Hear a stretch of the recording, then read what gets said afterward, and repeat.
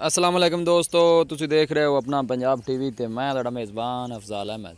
सब तो पहले अपने चैनल ਨੂੰ करो सबसक्राइब ते नाल ही लगी हुई घंटी ਨੂੰ दबाओ क्योंकि सारी लेटेस्ट और बेहतरीन वीडियो साढ़े दोस्तों तक पहुँचे सब तो पहले। लो जी दोस्तों, अज असीं अपना पंजाब टीवी ते एक जनाब दूजन झोटी लैके हाज़र होए। थन माशाल्लाह बड़ा खूबसूरत ते लाजवाब लगे। दूसरा सूआ जनाब झोटी सूई है, पिछे इन्हें कट्टा है, 1 महीना हो गया इस झोटी सूई हुई नूं। टोटल जिहड़ा दुध है वो थले 14 लीटर नचोड़ दुध ते बच्चे ने एक थन छड़िए तो फिर इन्हें थले दुध 12 लीटर 2 टाइम का, एक टाइम का 6 लीटर दुध है। माशाल्लाह बड़ा ही खूबसूरत जानवर है। आला नस्ल जात वाले जानवर मिलते हैं जनाब अपना पंजाब टीवी ते। लोकेशन इहदी जनाब साहिवाल शहर है।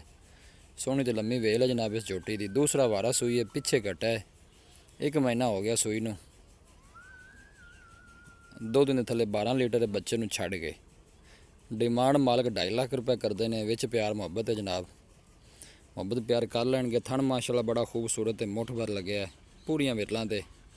आला नस्ल जात वाले जानवर मिलते हैं अपना पंजाब टीवी ते। वीडियो पसंद आवे लाइक तो शेयर जरूर करना है। वीरां अगे रिक्वेस्ट है साडे चैनल में भी जरूर सबसक्राइब करना है।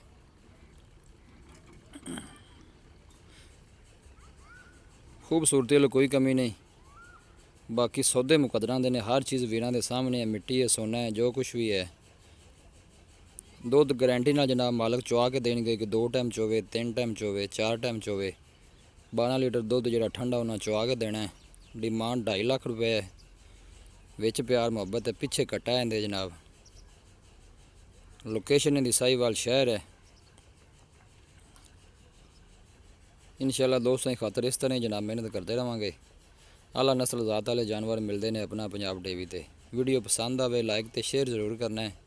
किसी भी साडे वीर भाई ने जानवर खरीदना हो, साडा राबता नंबर है 0301 45 52 144। इस नंबर पर साडी WhatsApp बनी है। असीं उम्मीद करने हैं कि साडे दोस्तों को अज की वीडियो बेहद पसंद आएगी। वीडियो पसंद आवे लाइक तो शेयर जरूर करो। मिलांगे एक अच्छी और लाजवाब वीडियो के नाल। अपने मेज़बान अफजाल अहमद नूं दो इजाज़त। अल्लाह निगहबान।